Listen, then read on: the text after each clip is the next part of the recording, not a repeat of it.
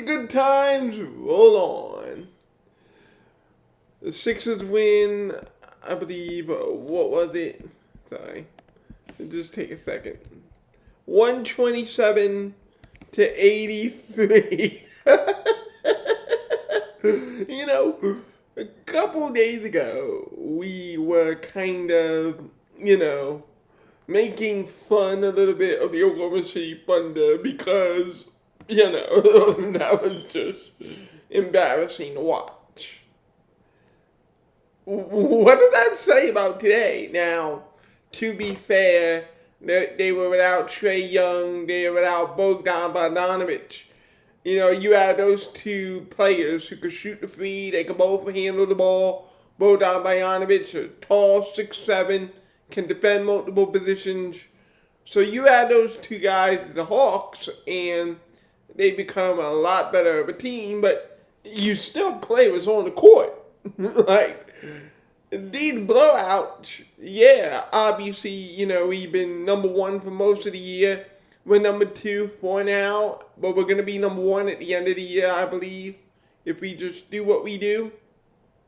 But still, you have to play who's on the court. You have to play your opponent, and you still have to execute. And to the credit of our players, they are doing that. The story of the game, there are so many stories because everyone did well. Everyone did well. Well, mostly everyone. Danny Green was kind of but everyone else did well. How about Tobias Harris? 6 for 12 in the field, 17 points, 7 rebounds, and 6 assists. Now that's how you come back, That's the kind of player that Toby had been. Tobias Harris is never going to be the 27, 28 game guy. But the fact that he's opened up his playmaking, the fact that Tobias Harris has become this passer to go along with being a solid rebounder and putting up 17 points a game, that's the kind of versatile weapon that we're going to need moving forward. And then his defense, too. Tobias Harris, he had a block. We did not have as many steals. We had 13 steals. 2 by Danny Green, 1 by Joel Embiid, who also had 3 blocks. So Joel Embiid didn't have much of a scoring night in this one. 17 points, 7 rebounds, 3 blocks. But it's that 3 blocks, really, that's, for me, that's the key. And that's the difference between Nikola Jokic and Joel Embiid. Joel Embiid can command a top 5 defense in the NBA. I thought his defense was terrific. I thought he was engaged. I thought he was deflecting balls. I thought it was one of the better defensive games that Joel Embiid has played as a Sixer this year, and maybe even the past 2 years. So I applaud Joel Embiid for the defense, and I know how much that means to him. So credit to Joel Embiid.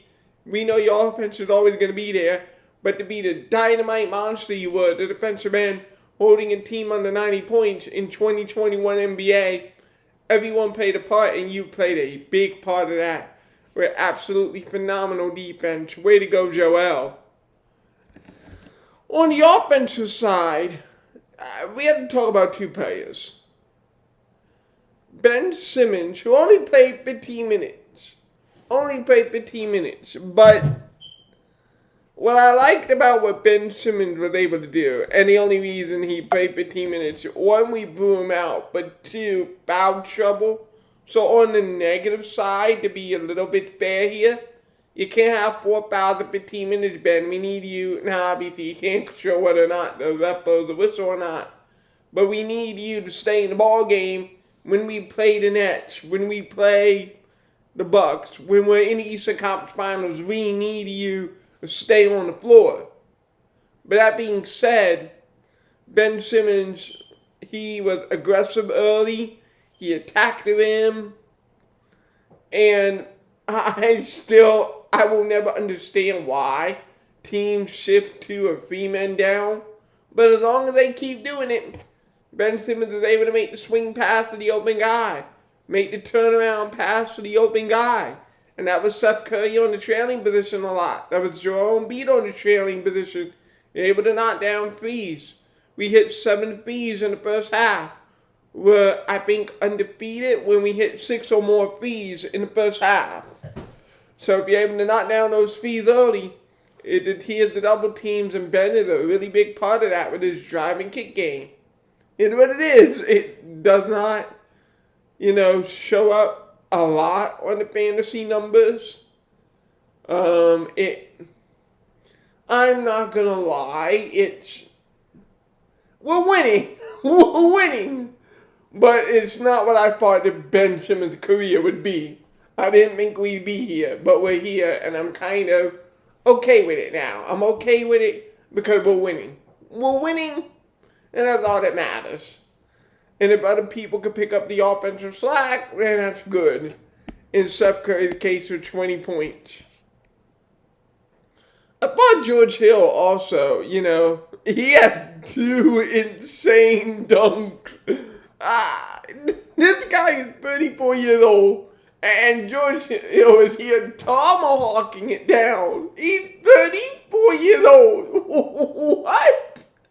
He's 34. How are you tomahawking this stuff? Those dunks were just unbelievable. It was utterly unbelievable. Those dunks should have been worth 12 points. I just don't know. George Hill dunking the ball twice. And in general, George Hill has been an amazing addition to this team in terms of being a veteran, calming presence. Shake Milton feels calmer. Tyrese Maxey has really flourished the most in having George Hill by his side. When you're a young guard, remember, Tyrese Maxey came into this in a very unique circumstance. No summer league and a 2-week training camp. 2 weeks. Not even 2 weeks. A week and a half.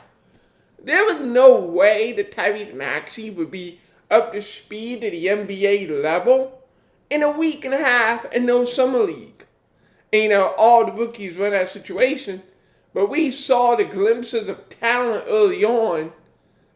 But this is different, what we're seeing from Tyrese Maxey. What we're seeing from Tyrese Maxey now is we saw him throwing a skip-ahead pass to Court Mars numerous times as he's on the floor. We see Tyrese Maxey moving his head and looking for his teammates.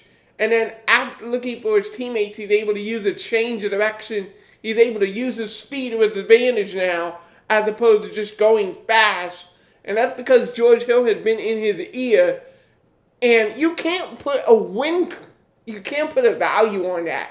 You can't put a salary on almost, okay? Let's not go overboard and overpay the guy and strap our cap. But you can't put a price tag on having a veteran guard sit with Tyrese Maxey and have Tyrese Maxey soak in that knowledge of what it takes off the court and on the court to be a professional, and maybe little tips and tricks of the trade on how to attack the ball as a guard. And he's taken all that in, and to Tyrese's credit, he's a sponge, he's willing to learn. And when you're a young 20-year-old basketball player, I feel like that's really, really encouraging for the long run, and it really increases value.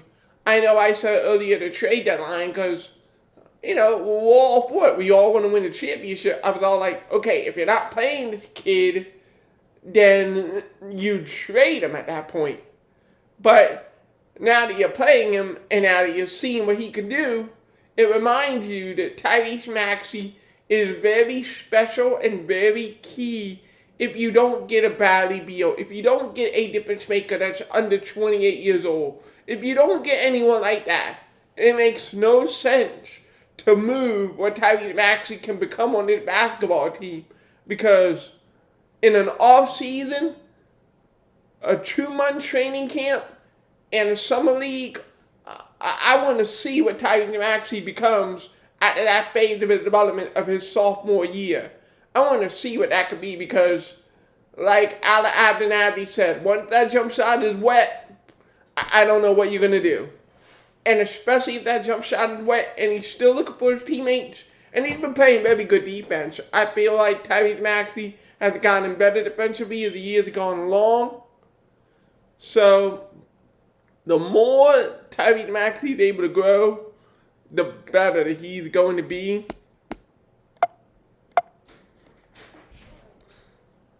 Matisse Bible has 3 blocks in 16 minutes. You know how bad United is when a 6'5" guy, with a separate wingspan, but a 6'5" guy is able to block a shot 3 times in 16 minutes. That's impressive.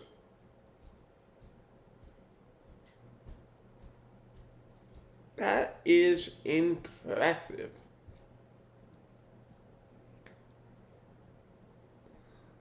That's impressive. Just block 3 shots in 16 minutes. And of course, there was a and1 alley-oop, I think, from Shake Milton to Matisse Bible. And Shake Milton was coming over to Matisse to give him a clap. And Chris Dunn, this dude who was a bust draft pick in Chicago, gets overpaid and is basically the 3rd string guard in Atlanta. This dude gets an attitude problem, gets himself a technical, and the coach sits his ass down. What are you doing?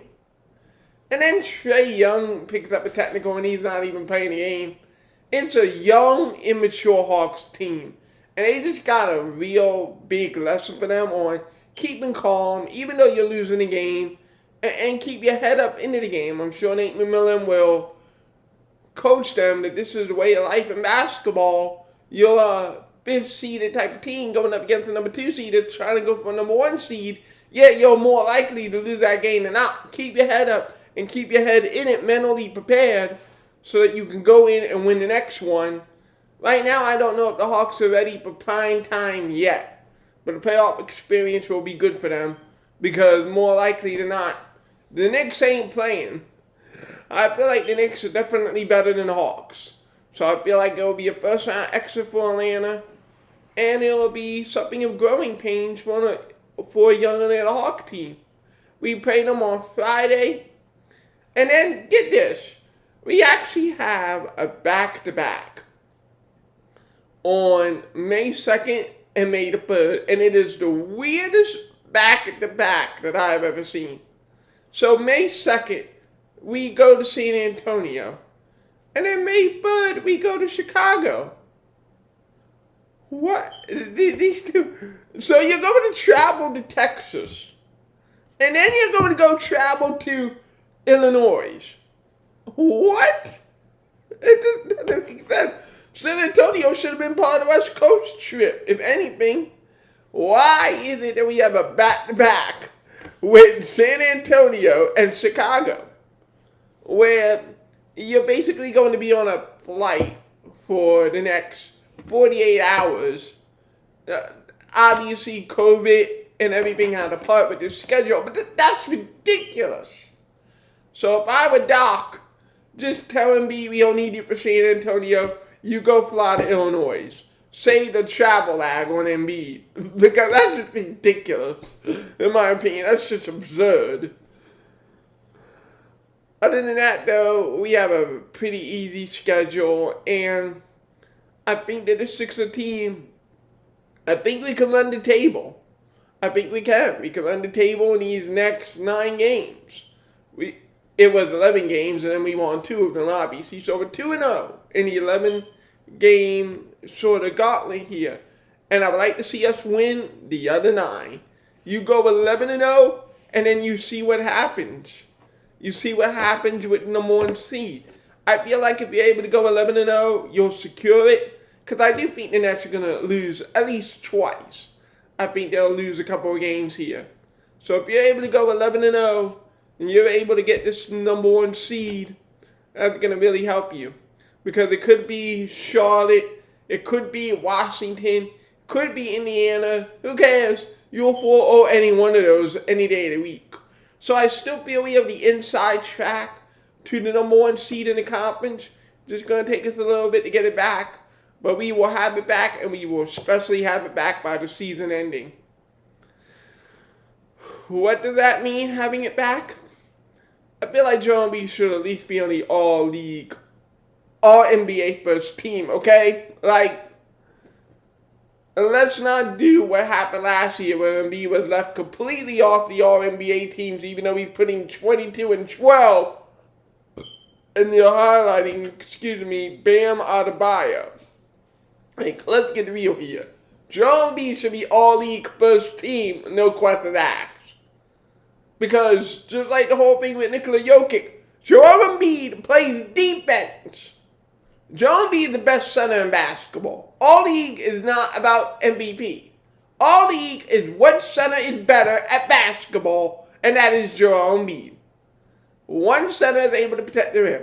One center is a part of the second-ranked defensive team in the league in terms of defensive net rating.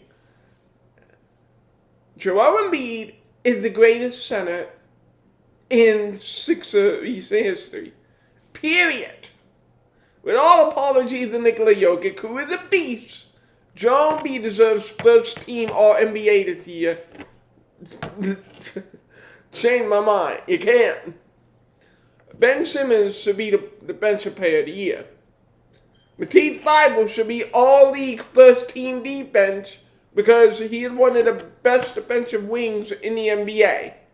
Hands down, Matisse Thybulle. 3 blocks for 16 minutes is absolutely ridiculous.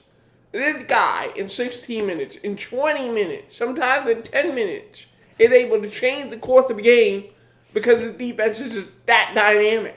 He is clearly one of the best defenders in the game and should be all-league defense. It's defense. It's not about points. Matisse Thybulle is one of the best defenders in the league. Name me 5 players who are better than Matisse Thybulle in defense. I don't know. I can't think of 5 better defenders. And if I were to think of some, 2 of them, Embiid and Simmons, on the team. So Matisse should be all-league defense. It's not even a question. I don't know if Doc will get Coach of the Year, mostly because the Suns had a bigger jump, technically, win percentage-wise. Utah had a bigger jump win percentage-wise. And Doc himself doesn't even care. But let me give a 2-minute sort of campaign for why Doc Rivers should be Coach of the Year. We were the 6th seed at this point in the season last year.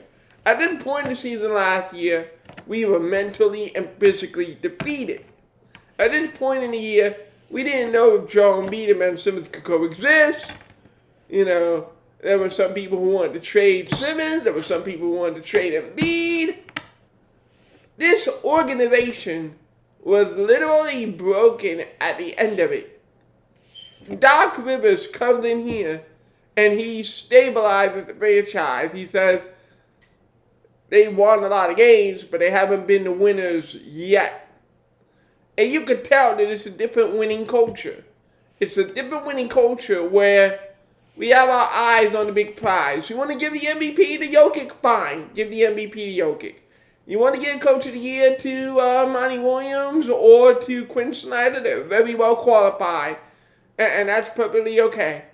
But what I'll say about the Sixer program to the voters who do the voting, this Sixer program is night and day different from what it was 5 months ago. 5 months ago, this program was bleak. We didn't know what our bench was going to be. You know, so Shake Milton develops into a nice scoring weapon off the bench. You know, you're able to work a Tyrese Maxey into it. And when you think about the circumstances, it's impressive. Tyrese Maxey, and I criticized Doc a little bit in that I thought Tyrese should have stayed in the rotation, but he earned his way back in, or at least for now, and he looks even better than he did when he first burst on the scene with that 39-point Denver game. So this coaching staff has been on point all season long. These young players have come in and they play really well. And the depth is just so much better than what it was last year. I feel like Doc deserves a lot of credit for that. So did Daryl Morey. Obviously, moving on from Al Horford, getting a Danny Green who, Danny Green is on and off. It is what it is. But he's a veteran who can shoot the free, who can defend, is a positive voice in the locker room. When the Dwight Howard LA talks break up, Daryl Morey is able to swoop in there, get a little Joel Embiid recruitment in there, and get a guy who is picture perfect, made for Philadelphia. And Dwight has been this super huge positive influence in the locker room. And then finally just hiring Doc Rivers in of itself was a major component to all of this. And I'm going to give Joshua Harris a lot of credit. I'm going to give Joshua Harris a lot of credit because we all wondered, is this dude really going to put money where his mouth is? Is he going to put money toward the Sixers franchise? Or is it all just words? And at the end of the day, would he step away from organizational decisions like Sport Talk we both talked about? Are you going to step away from personnel decisions since obviously the Colangelo people and your people weren't able to make the right decisions? Are you willing to step away and see that power? And you were in hiring guys like Daryl Morey and Doc Rivers who wouldn't come here if you didn't give them the power to change the franchise for the better. So all in all, I feel like we're in a position to really get a great win streak here to end the season, secure the number 1 seed in the Eastern Conference, and then the most important thing, Doc Rivers talked about it. Our goal was not to make the playoffs. That was easy. That had already been done. Making the playoffs. If you have Joel Embiid and Ben Simmons at this point, making the playoffs is almost a guarantee. When Doc Rivers talked about being the winners, he didn't mean be the winners of the regular season. He meant be the winners in May and June. That's our goal. May and June. This is a 2-month journey, and it's a 2-month journey that we want to be the ones who are the final team standing at the end. And I feel like we have a good shot at it, especially if Ben Simmons is aggressive, attacking the rim, finding people. Joel Embiid runs hard down the rim, gets early post-ups. There was an early post-up there, and George Hill wasn't able to thread the needle into the pass. George Hill will get that experience with time that when Joel Embiid runs the floor like that and gets early position, just throw it in there. There likely aren't going to be better, opportunities to score than an early Joel Embiid post-up. So that is going to take some natural time for George Hill to know that that's how we do things here. But all in all, this team is in position to really seize the day. I know. I'm stealing from Chip Kelly, but it's positive. Win the day. This Sixers team can win the day, and it can put itself in a great position moving forward. We kick ass. The next game is Friday. I'm expecting that to be maybe a little bit more challenging because I can't always blow a team out by 35, but I am expecting us to win and to continue the path to 11-0 and securing the first seed in the Eastern Conference. And then after that, playoffs start on the 22nd. So we're just going to ride this out, and then we're going to wait a couple of weeks, and then it's going to be payoff time. Sixer Universe. Peace.